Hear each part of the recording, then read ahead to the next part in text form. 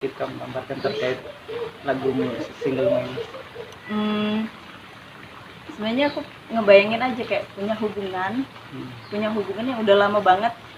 Kemudian suatu ketika misalkan aku punya hubungan yang udah lama banget sama-sama, terus aku punya kesempatan melakukan perjalanan ngetrip lah, dan itu tuh jaraknya yang cukup jauh gitu untuk ditempuh. Jadi kayak dari perjalanan itu akhirnya mengenal satu sama lain. Kayak banyak banget deh kenangan yang muncul dan yang diciptakan sama perjalanan itu. Dan aku Halo Sobat Tur, bertemu lagi dengan saya Yahya Yabo. Nah, saat ini kita akan bincang-bincang santai, bincang-bincang bersama. Ini sih teman lama baru bertemu lagi, melihat sedikit tentang profesinya saat ini. Kemudian saat ini dia berkarya di Kota Bontang sebagai pemusik. Saya perkenalkan dulu, namanya Cimbo biasa dipanggilkan. iya. Kita buka masker aja Mbak ya, biar. Oke. Tapi kita sudah protokol kesehatan kok, jaga jarak, kemudian mematuhi protokol kesehatan di sini.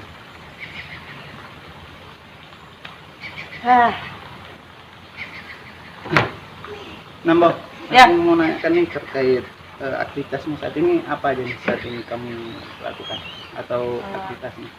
Kalau saat ini saya masih bekerja di sebuah sekolah swasta ya di sini, dan tentunya masih bergelut dengan hobi yang sama, yaitu musik ya, jadi musik. Untuk memulai musik itu sejak kapan kamu memulai musiknya untuk hobi di musik sendiri?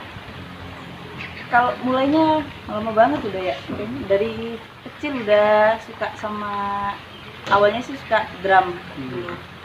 Terus SMP tuh baru kesampaian, jadi dari TK tuh pengen banget jadi drummer dulu. Lama banget ya TK ya.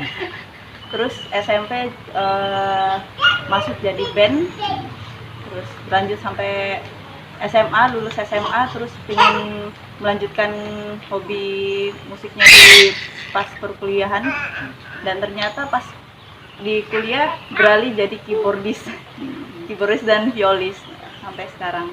Berarti pertama kali belajar alat musiknya drum ya? Pertama kali pegang alat drum.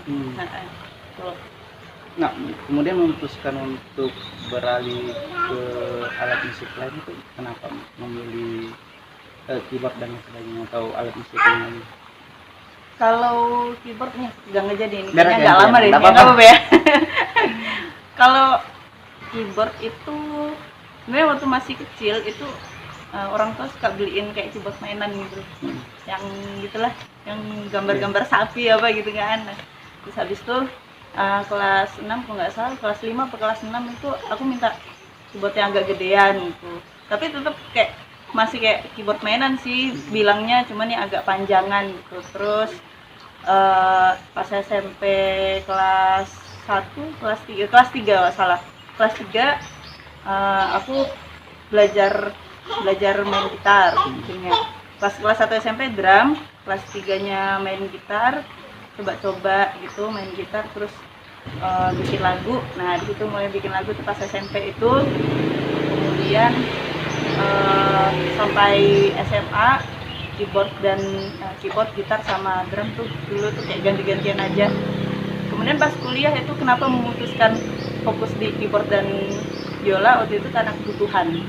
Jadi waktu itu di organisasi, kan saya masuk di organisasi musik tuh di kampus, kemudian mereka membutuhkan keyboardis dan violis waktu itu.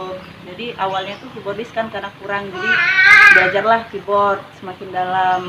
Kemudian waktu ada acara teater,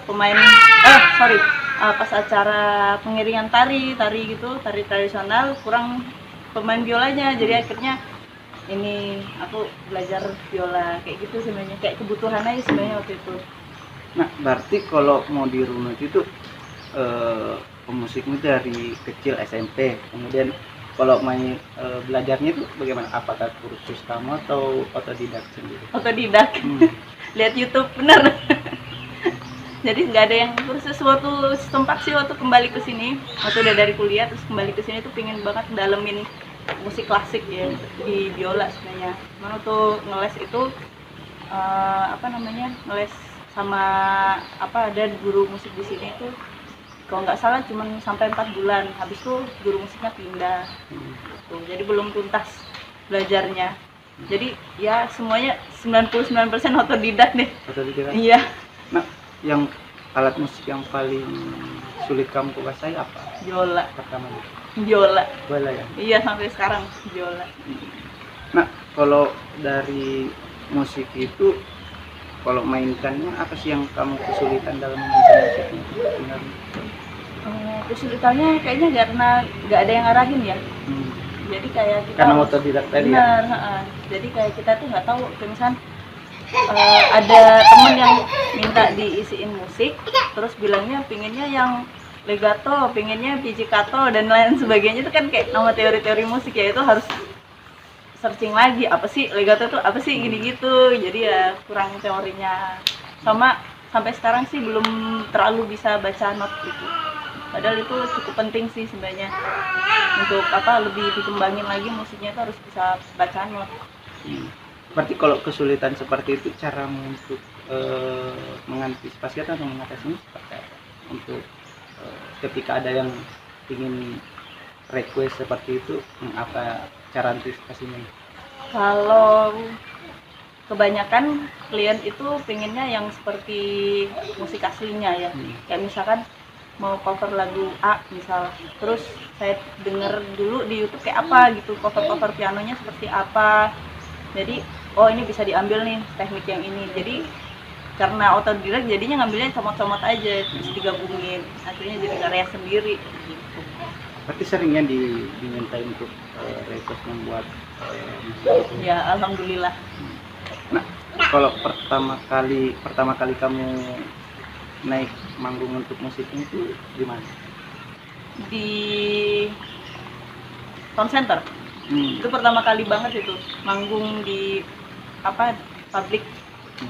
Manggung di depan banyak pas di Town Center. Waktu itu SMP kayaknya, SMP kelas 3 ya. Masih ingat lagu atau musik apa yang kamu buat? Udah nggak inget. Nggak salah itu lagunya Krisdayanti deh. Mahadaya Cinta. Iya. Krisdayanti ya kayaknya, aku lupa juga tuh.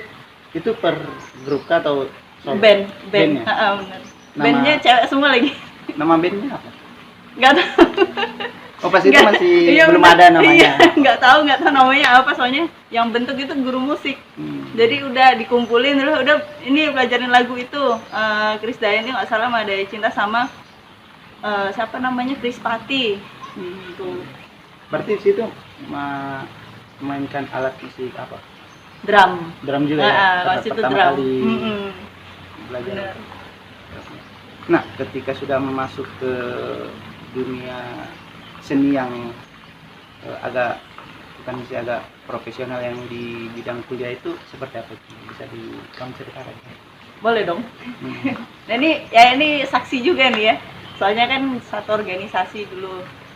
Kayaknya kamu pernah lihat aku mentas ya? Di UKM Seni ya. Namanya UKM Seni UNM. Jadi dulu tuh pertama kali serius itu waktu pentas perdana anggota baru itu aku main perkusi waktu itu. Dan sebenarnya sih pinginnya ya perkusi terus, maksudnya yang pukul-pukul lah. Terus kemudian ada pertunjukan selanjutnya minta aku sebagai keyboardist. Ya udah akhirnya belajar di situ mulai serius keyboardnya. Soalnya bukan cuman pas untuk ngiring musik, bukan cuman untuk mentas kayak band gitu kan, tapi dibutuhkan juga pas di teater. Jadi tuh pas udah jadi keyboardist langsung banyak banget ininya nge-explore-nya di situ yang mulai serius kayak gitu. Itu tahun 2000, aku masuk 2009, masuk 2010 ya, mulai dari tahun 2010 nggak salah. Gitu. Tapi kalau mau melihat perjalanan sebelum masuk dan tadi sebelumnya kamu tuh memang mencari alternatif untuk berkegiatan kesenian atau seperti apa? Iya, sebenarnya waktu itu pengennya sih kuliah sambil ini juga ya, sambil musikan juga. Soalnya waktu itu dulu dikasih dua pilihan, mau masuk jurusan matematika atau jurusan seni. Cuman dulu waktu itu belajarnya IPA jadi udah males banget ya belajar IPS lagi, udahlah IPA sekalian terjun gitu. Akhirnya ambil matematika, terus kakakku nyaranin udah matematika sebagai profesi utama, musiknya sebagai hobi. Ya udah akhirnya aku sarannya kakak dan jadi seperti itu. Tapi tetap untuk dalam berkegiatan musik itu tetap dijalankan ya dalam pada saat kuliah itu. Iya, tetap. Bahkan hampir terbengkalai tuh kuliahnya, skripsinya sih sebenarnya hampir terbengkalai gara-gara fokus ke UKM, ke organisasi. Nah, ini ke lembaga kesenian nih, UKM tadi. Kalau dari banyaknya pentas yang kamu lakukan di UKM seni itu, kebanyakan kamu ambil musik apa untuk pentasnya? Musik banyak sih, soalnya nggak bisa di ini juga, tapi kebanyakan dulu tuh jadi anggota baru tuh pengiring tari.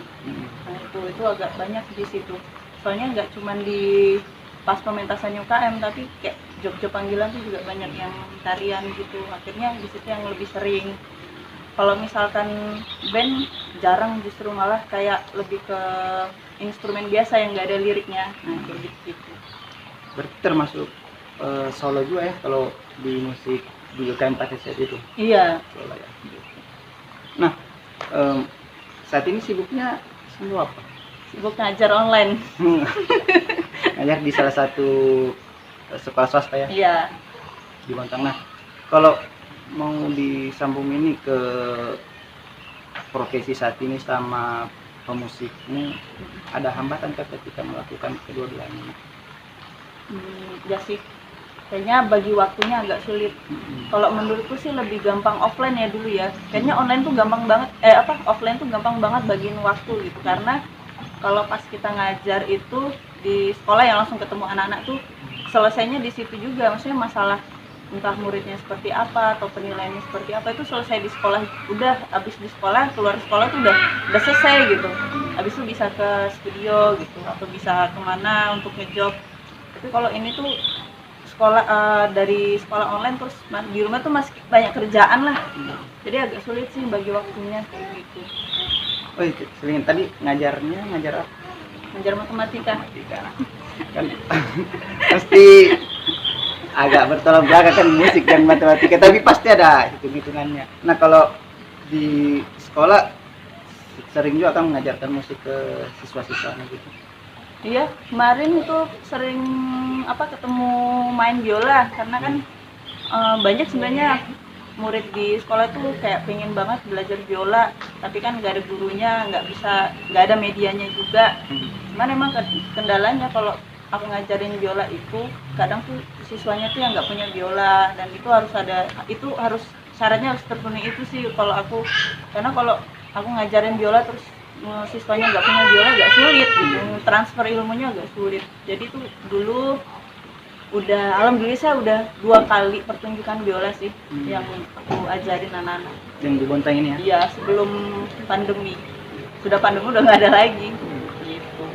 Oh ya, kembali tadi ketika kamu sudah selesai di kuliahmu di Makassar, kan tadi itu kuliahnya di Makassar tahun 2000, angkatan 2009, iya. Selesainya 2016. Nah, untuk saat kamu kembali ke Bontang, awal kamu berkarir musik itu seperti apa nih? Ceritakan. Jadi pas selesai kuliah itu disuruh langsung balik ke sini kan. Karena kan cukup lama ya. 2015 saya selesai, 2016 baru saya masuk ke sekolah swasta di sini untuk ngajar. Jadi pas baru-baru udah yudisium nih kan, udah sah gitu jadi sarjana, itu langsung disuruh balik. Cuman aku pinginnya sih nerusin deh di sana kan, karena di sini dulu tuh mikiranku di Bontang tuh ada apa sih gitu. Astagfirullahaladzim. Terus pas sudah daftar dulu tuh di sana jadi performer, belum kepanggil, ternyata orang tua udah kesini aja, udah ada kerjaan di sini gitu kan, maksudnya mamaku udah nyediain kerjaan lah gitu. Ya udah akhirnya kesinilah gitu kan, dengan ridho orang tua juga pinginnya kesini, ya udah kesini.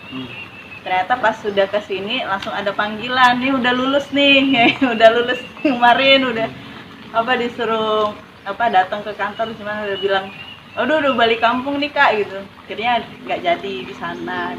Pas kesini alhamdulillah ya, nggak tahu memang Tuhan tuh memberikan jalannya gitu. Kalau udah diridoin sama orang tua ya, akhirnya ketemu sama orang-orang hebat dalam musik kayak gitu kan, satu persatu dikenalin gitu, ada jalannya gitu, ketemu sama Bang Aris, sama Bang Ijal, sama Kak Awal, Kak Irwan gitu. Banyak banget ternyata musisi di Bontang yang hebat-hebat.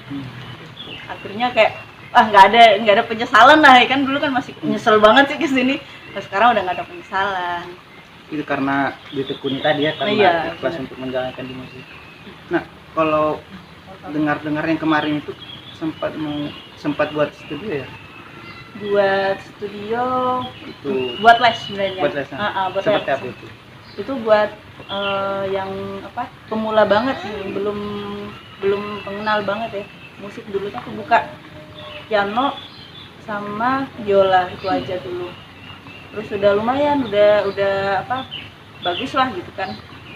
Cuman karena mungkin dari akunya kali ya, yang ngajarnya mungkin terlalu keras apa gimana ya, karena aku juga pinginnya cepet bisa gitu kan, emosi gitu ya, kalau nggak gimana sih ngajar yang langsung iya gitu tapi kan aku sendiri juga nggak ada basic teori gitu ya, basic teori yang seperti sarjana musik gitu kan. Akhirnya aku ngajarnya berdasarkan pengalaman gitu, dan berdasar pengalaman yang aku juga bisa nangkep, aku juga bisa belajar dari pengalaman itu. Kayak misalnya nonton YouTube itu, dulu tuh aku nggak bisa banget loh ya, kayak main klasik tuh aku nyonteknya semua di YouTube loh ya.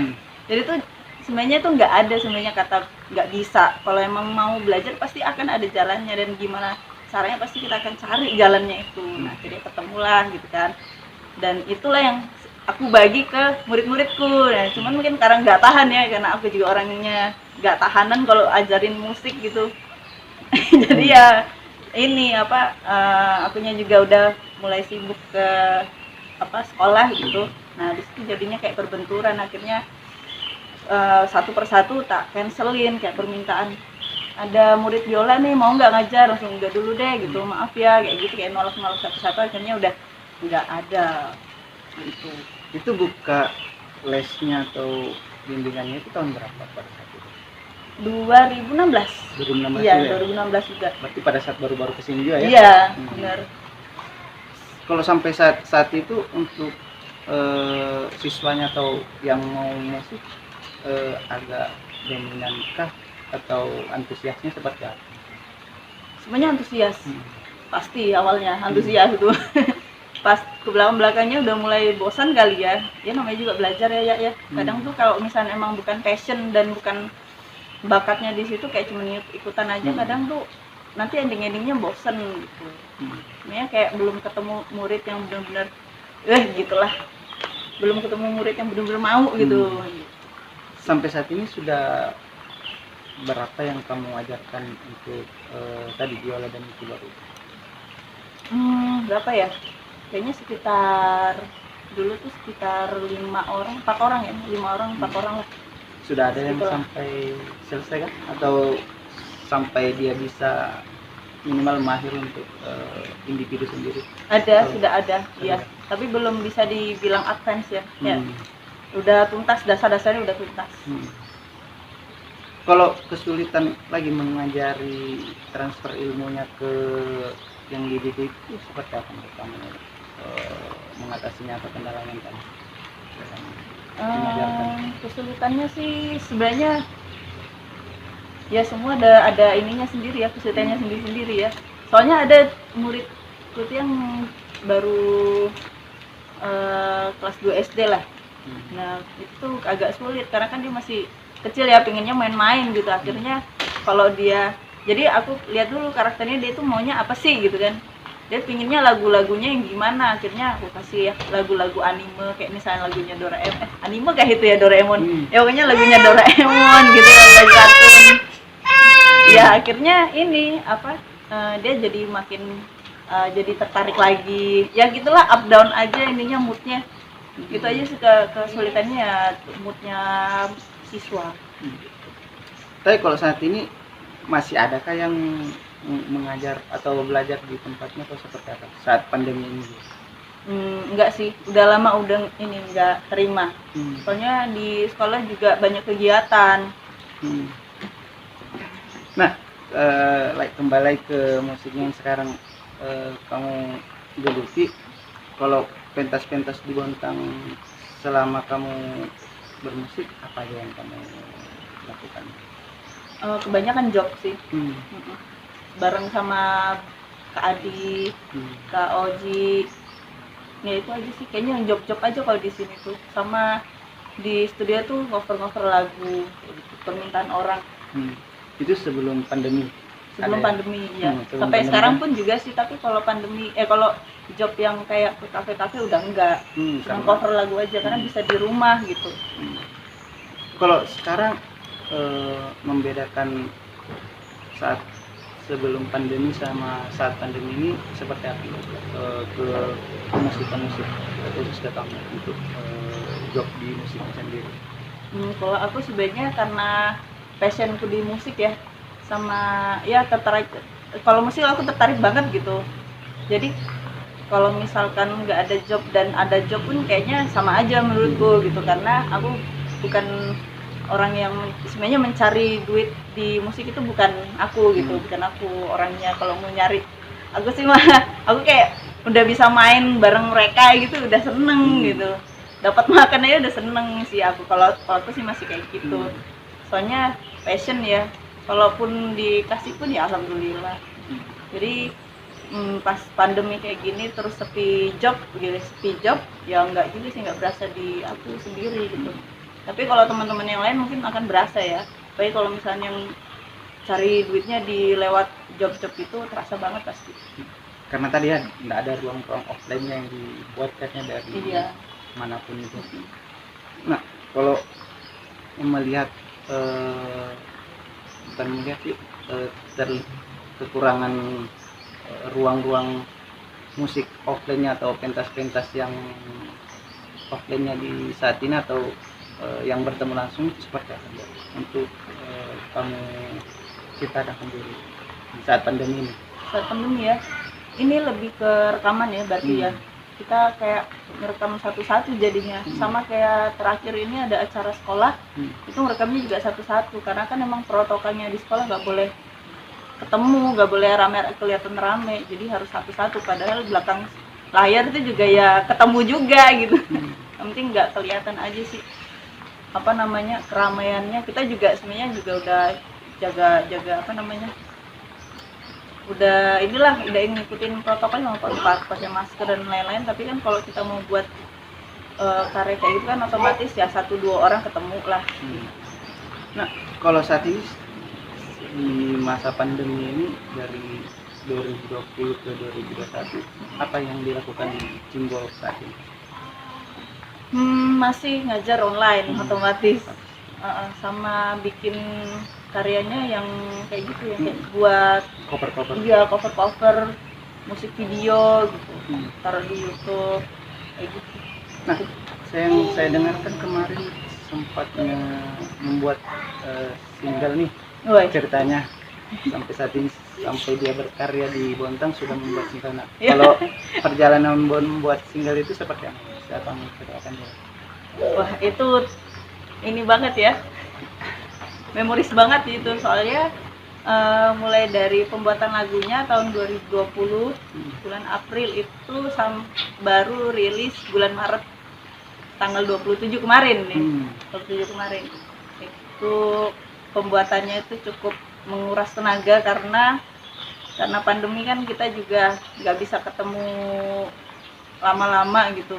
Dulu kan sempat lockdown ya, yang jam berapa itu dibatasin dipagarin itu, makanya kayak jam 10 udah pulang, jam 9 udah pulang itu. Dulu tuh sih masih bisa sampai jam 12 gitu ya. Nah, kalau pas lagi nggak lockdown yang dipagarin itu jam 11 baru bisa ngerjain, jam 12 bisa ngerjain. Soalnya kita di studio terutama di Taman Musik Studio itu kita ngerjain cover lagu juga gitu. Jadi itu dulu yang dikerjain, terus kalau udah ada waktu senggang atau kosong baru kerjain lagu itu sedikit-sedikit. Sampai sekarang tuh berapa bulan kira-kira ya? Mungkin hampir setahun udah ya ngerjain lagu itu. Dari 2020 bulan ke April ya sampai Maret ini ya. Kerjanya dikit-dikit gitu. Nah, kalau di tadi kan ngomong Taman Studio. Kalau di Taman Studio itu kamu membuat terkait di lagu ini yang rilis, apa yang dilakukan di Taman Studio? Yang pasti tag satu-satu alat musiknya tuh, jelas. Terus cari vokalis itu dulu sempat ganti-ganti dan akhirnya jatuh ke Inas, suara emas, milik suara emasku, Inas Hafizah. Inas itu siapa Inas itu? Itu ini juga musisi Bontang juga, penyanyi Bontang. Dia lagi kuliah di Malang.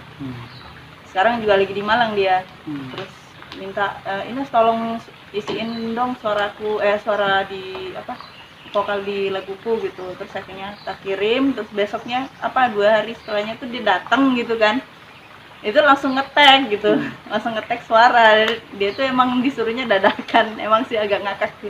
Pas sudah jadi, ini waktu kemarin tak kabarin ini udah mau rilis gitu ya, dia tuh langsung loh itu tagnya ini lo ngasal-ngasal gitu, dadakan. Ya udah nggak apa, orang bagus kok gitu. Jadi berarti dia terbang langsung dari Malang ke Bontang ya? Dia udah di Bontang waktu itu. Dia sudah lagi online waktu itu. Pas lagi online-onlinenya disuruh tag deh gitu sekalian. Jadi semuanya tuh di tag satu-satu, dari gitarnya. Kalau gitar ada namanya Anggi, Anggi Septian. Dia yang ngisiin melodinya tuh yang di tengah-tengah.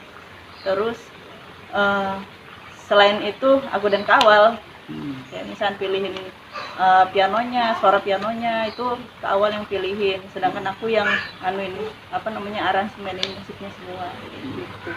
Berarti ini tour untuk single pertamamu ya? Iya, single pertama, lagu pertama yang lahir nih. Tunggu selanjutnya. Nah, kalau single ini bertemakan apa atau ceritanya tentang apa? Sedikit bocoran atau sedikit kamu gambarkan terkait lagumu, singlemu ini? Sebenarnya aku ngebayangin aja kayak punya hubungan yang udah lama banget. Kemudian suatu ketika misalkan aku punya hubungan yang udah lama banget sama-sama, terus aku punya kesempatan melakukan perjalanan ngetrip lah, dan itu tuh jaraknya yang cukup jauh gitu untuk ditempuh. Jadi kayak dari perjalanan itu akhirnya mengenal satu sama lain, kayak banyak banget deh kenangan yang muncul dan yang diciptakan sama perjalanan itu, dan akhirnya terkenang sampai setahun. Itu sebenarnya kayak lagu anniversary gitu loh ya, anniversary setahun, terus kayak ingatnya dulu tuh kita melakukan perjalanan ini loh gitu. Jadi lebih mengenang lah. Berarti murni dari karanganmu sendiri ya, dari liriknya itu? Iya. Berarti berkisah tentang perjalanan pribadimu yang kamu tuliskan ya? Gitu ada ya? yang pribadi, ada yang sebenarnya umum aja sih. Tapi kayak intinya itu kayak sebuah pasangan yang melakukan perjalanan lah, ada yang saling mengenal satu sama lain, dan kemudian mengenang setahun kemudian kenang gitu. Akhirnya jadilah lagu itu. Kalau boleh tahu judulnya apa sampai saat ini yang kamu rilis? Judulnya Melintas. Ada di Spotify sekarang. Udah dengar belum? Belum sih sampai saat ini karena baru rilis kan, nanti dicari. Nah, Melintas itu tadi berarti terkait pengalaman pribadi gimana sekelilingmu ya untuk kamu tuliskan. Nah, kalau kesulitan dalam menciptakan single ini seperti apa? Sebenarnya kalau kesulitan buat lagu ini nggak terlalu ya untuk lagu ini, tapi ada beberapa lagu lain yang kayaknya belum turun tuh ilham tuh. Jadi aku biasanya kalau nulis itu biasanya jam-jam 12 ke atas, 12 malam loh ya, bukan 12 siang. 12 ke atas tuh kayaknya ilham tuh banyak banget gitu yang turun. Nah, disitulah saat-saatnya aku menulis lagu gitu. Tapi pas menulis lagu Melintas ini cukup lancar sih, alhamdulillah, kayak ngalir aja gitu, karena kan terbayang aja tuh di kepala gimana sih rasanya punya hubungan yang ngetik bareng. Udahlah, ditulis aja, tulis. Nah, kalau tag untuk instrumen pemusikan itu ada kendala juga karena lagi pandemi seperti ini kan susah mengumpulkan orang-orangnya, seperti apa? Nah itu sebenarnya itu yang prosesnya itu yang kerasa itu, karena pada akhirnya hampir aku semua yang ngisi gitu, kayak mulai dari pianonya. Kalau piano kan otomatis aku lah ya, wajib. Tapi kalau bass itu aku juga, karena nggak ada mau panggil siapa juga, kayaknya bingung, aduh panggil siapa gitu kan. Akhirnya udah disuruh ke awal, udah kamu aja main, tapi aku nggak bisa kak gitu. Nggak apa-apa, orang dum aja, ya udah di situ. Kesulitannya sih kurang player. Pinginnya sih nanti lagu selanjutnya yang playernya udah mantep lah jarinya gitu, nggak kayak aku. Mainnya aduh ecek banget deh ya, yang penting enak aja lah didengar gitu. Nah, kalau dari single ini berapa personal yang kamu butuhkan selain keyboard kamu ya? Keyboard, gitar, yang ini yang apa, yang benar-benar player langsung ya. Keyboard, gitar, vokal, sama sound masteringnya sudah, sound engineeringnya tuh dari ke awal, yang punya taman musik. Berarti 4 orang ya? Sama ada yang namanya Irwan. Kalau Irwan itu yang juga bantuin kayak ngerekamnya kayak gitu. Nah, kalau seperti ini sudah rilis juga ya? Ya, tanggal 27 kemarin di. Nah, kalau mau didengarkan untuk rilis lagu itu yang melintas, di mana bisa didengarkan dulu? Di mana saja platformnya yang bisa didengar? Kalau aku sih udah dengar di Spotify, belum lihat di Joox itu. Tapi di Joox ada, di Joox, iTunes, YouTube aja yang belum tak posting. Itu aja sih. Soalnya kemarin tuh pinginnya kalau di YouTube kan langsung musik video ya. Tapi karena berhubung nggak punya tim buat MV-nya, jadi pinginnya ya udah deh nanti video lirik aja gitu. Tapi tunggu aja deh, nanti mungkin seminggu atau 2 minggu lagi habis rilis ini. Nah, kalau kita mau lihat di platform yang tadi kamu sebutkan semuanya itu, kalau mau searchingnya seperti apa? Mengetik melintas kah atau nama mereka? Bisa melintas baru cari Sicim Inas, Sicim Inas, Hafiza. Nah, kita terkait tentang single dari Cek Cimbo untuk biasa sih aku panggil Cek Cimbo sih, karena sudah lama kenal dia. Nah, Mbok, kalau saat ini mau dibilang musik-musik yang ada di Bontang karena pandemi ini, untuk kedepannya seperti apa sih harapannya untuk ke musik atau yang bermain di musik sendiri? Yang penting tetap berkarya. Kalau untuk yang pemusik-pemusik yang udah pemain lama ya, itu kan pasti selalu berkarya. Tapi untuk yang baru yang akan mau terjun dan mau serius, untuk saran saya sih yang pertama adalah niat. Itu dari Bang Ijal sama Bang Aris juga bilangnya harus niat yang harus digedein tuh. Terus yang kedua itu relasi ya. Karena kan dulu waktu SMP aku juga niatnya gede banget ya untuk nulis lagu gitu, untuk punya album gitu. Itu tuh niatnya udah gede banget, tapi karena relasi belum ada ya kan, jadinya akhirnya dari SMP sampai kuliah itu kan ada yang jarak yang cukup jauh ya. Padahal kalau seandainya aku punya relasi itu pasti bisa memperkecil jarak untuk bisa sampai rilis pertama single gitu. Terus yang ketiga tentunya alat ya, itu juga cukup penting. Jadi jangan cuma niat dan relasi, tapi kita juga tidak bisa mengeksplorasi alat kita sendiri gitu. Entah mungkin cuman sekedar alat untuk perekam gitu, perekam suara seperti Tulus kan penyanyi yang tidak bisa alat musik tapi dia bisa nyanyi gitu kan, tapi dia juga bisa merekam. Jadi kan kalau merekam itu kan berarti punya alat sendiri dan bakat gitu, dan selalu ngasah bakat. Kembali ke yang tadi,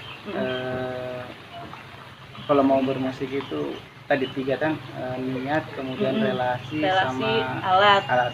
Seperti apa itu untuk kamu? Iya, kalau alat itu juga cukup penting ya, karena perangkatnya kita itu bakalan berguna banget untuk bisa mempercepat karya kita gitu. Ya contohnya ya Mas Tulus lah gitu kan. Mas Tulus kan nggak bisa nyanyi, tapi kan dia nggak bisa main alat musik, tapi dia bisa nyanyi. Nah, suaranya kan pasti dia butuh alat untuk merekam dengan bagus kan. Ya, itu contohnya alat seperti itu. Nah, alat itu nggak jauh-jauh dari modal. Ya, jadi kayak apa namanya? Ya itu tuh sambung menyambung jadi satu lah, karena supaya gimana karyamu ini cepat selesai gitu, cepat lahir ya, itu harus ada semua gitu. Karena kalau cuma niat aja, atau misalnya cuma modal aja atau cuma relasi aja, tapi kalau nggak ada keempat elemen ini tuh ya cukup susah sih untuk mempercepat lahir karya kita. Karena kan dari aku sendiri ya, itu tuh dari berapa belas tahun coba ya kan, sampai sekarang gitu akhirnya terrealisasikan karya ini gitu, karya melintas itu karena perjalanannya akhirnya menemukan relasi, menemukan modal. Ya modal itu karena udah kerja ya, modal alat gitu. Terus niatnya udah dari dulu, udah bahkan sama apa namanya tadi itu satu apa tadi satu ya pokoknya itulah tadi niat network kemudian modal bakat sama bakat harus diasah terus gitu. Nah, kalau musisi yang kamu ngefans di Indonesia nih siapa? Banyak, tapi yang untuk belakangan ini sih Isyana ya. Nah, Isyana keren banget dia. Nah, aku juga suka loh perjalanan musiknya Isyana itu. Dia kan dari yang lagunya komersil, lagunya tentang cinta-cinta kan awalnya kan. Album pertama itu single pertamanya cinta-cinta. Terus pas album selanjutnya langsung mengeluarkan sisi aslinya Isyana gitu kan. Itu kan keren banget, dia akhirnya membrandingkan dirinya dulu, terus dia langsung mengeluarkan apa yang dia mau. Itu kan keren banget tuh. Nah, suatu saat aku pengen banget kayak Isyana, kayak Mbak Isyana ya. Nah, semoga bisa terrealisasi lebih ke depannya untuk cita-cita kita. Amin. Terakhir Mbak, untuk tadi pesannya tadi atau harapannya lagi ke para pemusik untuk ke depannya, terutama kamu, atau pesan lah sedikit ke penonton atau yang bermusik saat ini seperti apa? Ini untuk umum ya, bukan hanya musik saja. Aku pengen memberikan motivasi sedikit lah.